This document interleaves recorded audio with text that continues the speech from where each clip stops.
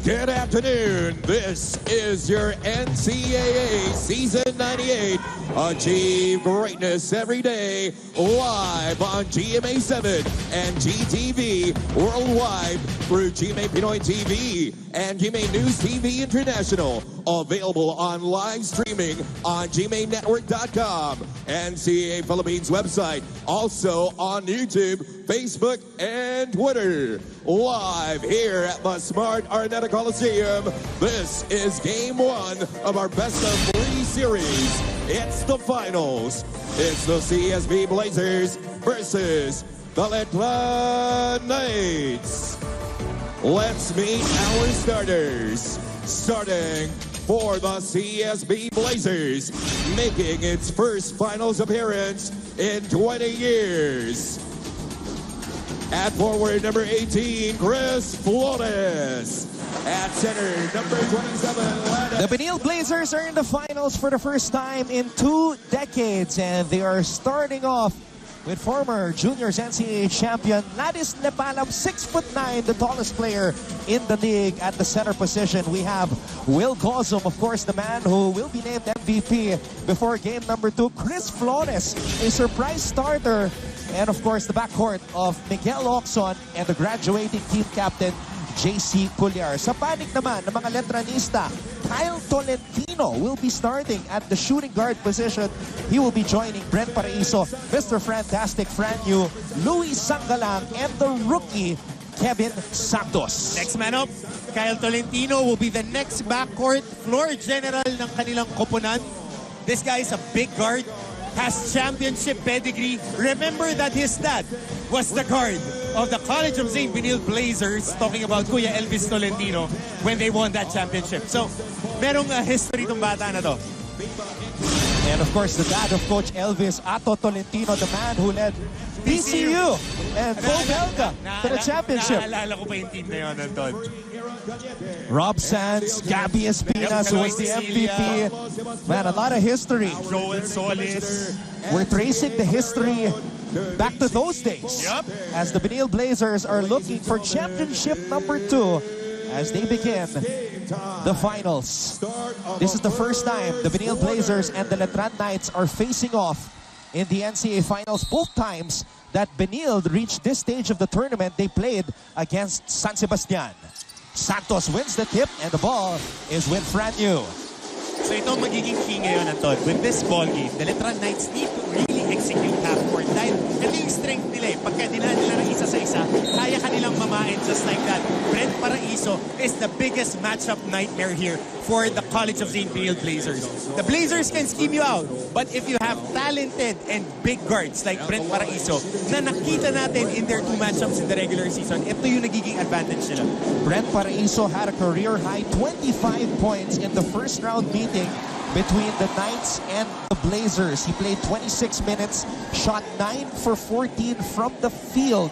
So you know that he is going to have to come up huge if Letran were to win its 20th men's basketball crown. Sa veterano do, Anton, lahat ng team na nilaro dito pumasok ng finals. Samantala, the Letran Knights are able to draw first blood with that basket by Kyle Tolentino. Welcome to the finals, young man. Gozum gives it to Culyar. Culyar fakes, drives. JC loses control of the basketball and Paraiso picks it up. Franyu, we know all about his finals exploits. The former finals MVP in season 95 misses on that jumper. Culyar almost lost the handle. Gozum picks up the loose ball. Gozum to Lepalam. Lepalam making an impact early. Great pass there by Will Gozum, and you gotta give, you gotta commend Ladis Lepalam. The whole season, Anton, I am very, very high with the improvement of Ladis Lepalam. His feel for the game has been really off the charts this season. Ladis Lepalam played for assistant coach Marvin Bienvenida when he was the head coach of the Greenies when they won the Juniors Championship in season 93.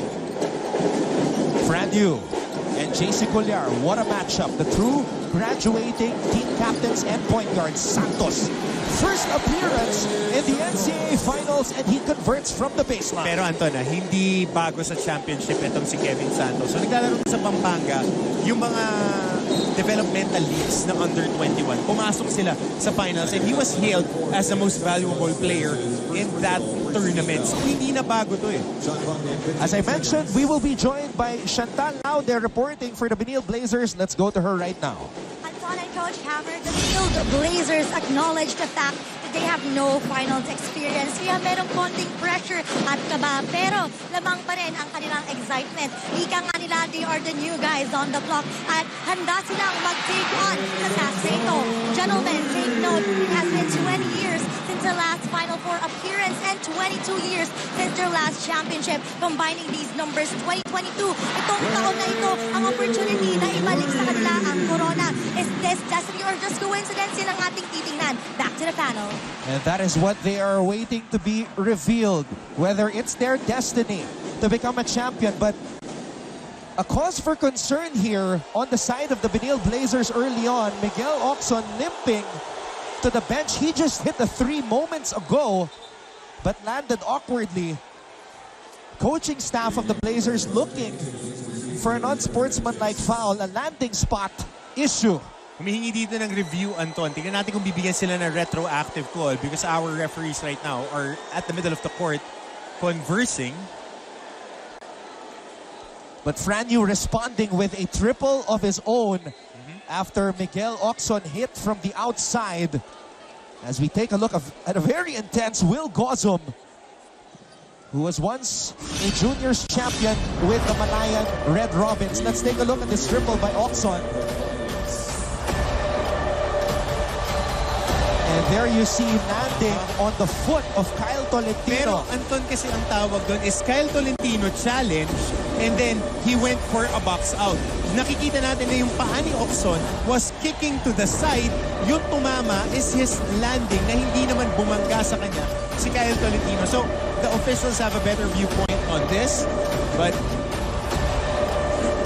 our head of officials, Hector Villanueva, is discussing with our 3 referees right now, Ray Hufana, Glenn Cornelio, and Aaron Cañete. Because when you're closing out, Anton, usually side to side yan eh. Ang tinatawagan na landing spot is yung pag-iiwanan mo ng paa or yung landing spot na is kakainin mo on the box out. Yun yung tinatawagan na landing spot foul.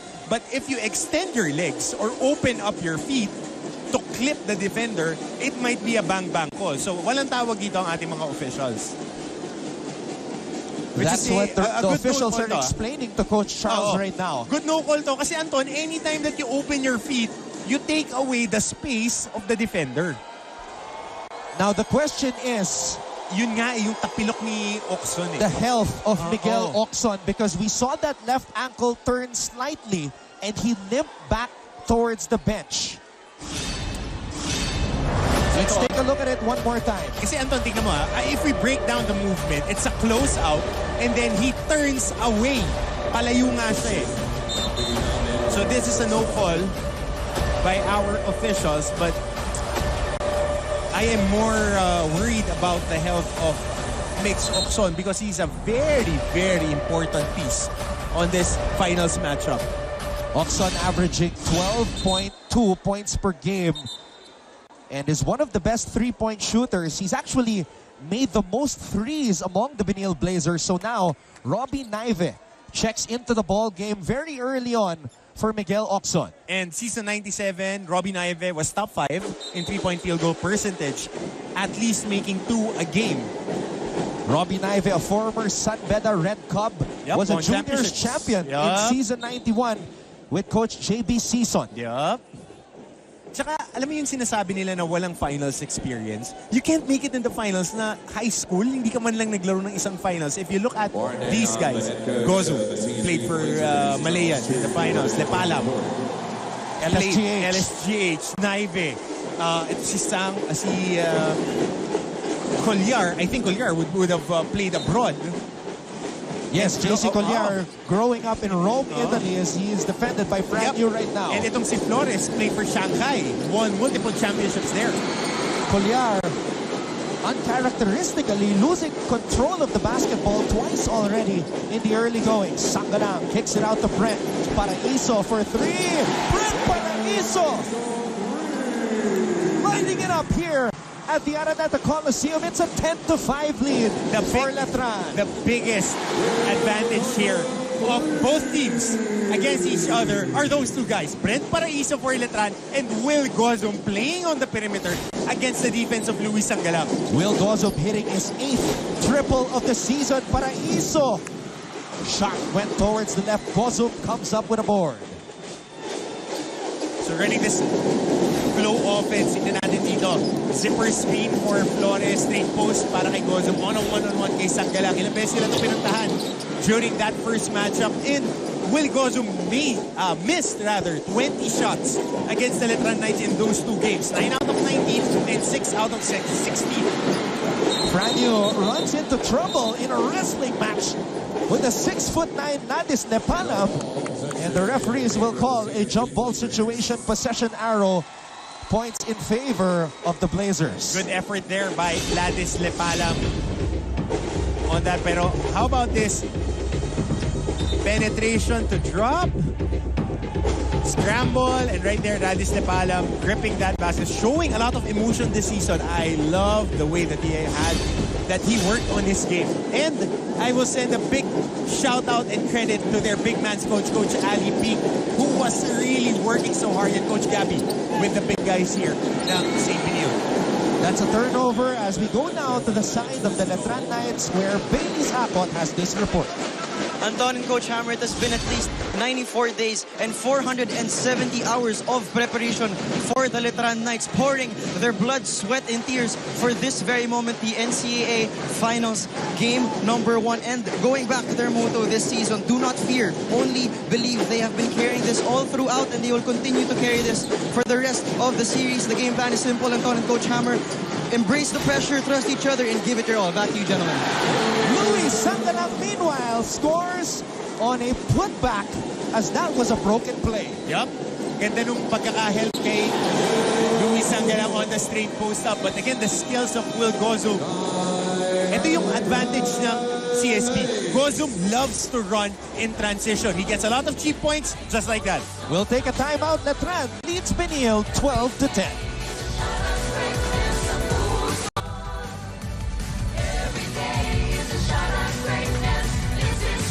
We are once again saying hello from the Araneta Coliseum here in Cubao, Quezon City. This is game number 1 of the NCAA Season 98 Men's Basketball Finals. Magandang hapon sa lahat ng ating mga kapusong nakatutok ngayon sa GMA.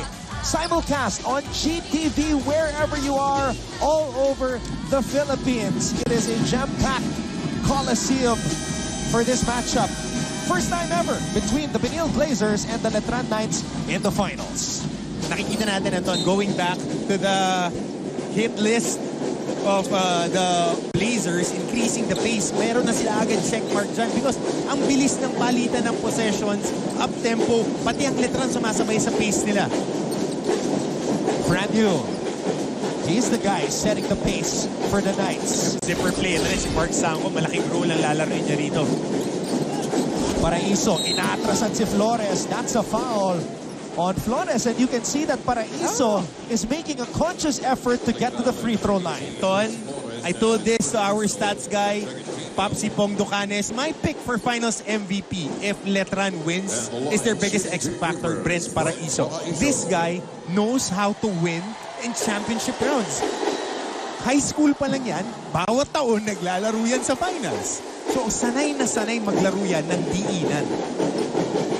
Miggy Corteza waiting to check into the game, and you can tell that he is raring to go, as is Jimboy Pastoran, as we see Brent Paraiso playing in his second and last year for the Letran Knights here in the NCAA. Coach Charles Tew, a man who wears many hats, broadcast analyst, sports news anchor, but of course, a coach who has coached many different characters. Guys like Justin Brownlee, Lamar Odom, Ronaldo Bachman. And now he's trying to guide these kids to making history for the Manila Blazers. And he is such a good hack. Yun na lang ang iiwan ko dyan. Always had fun conversation.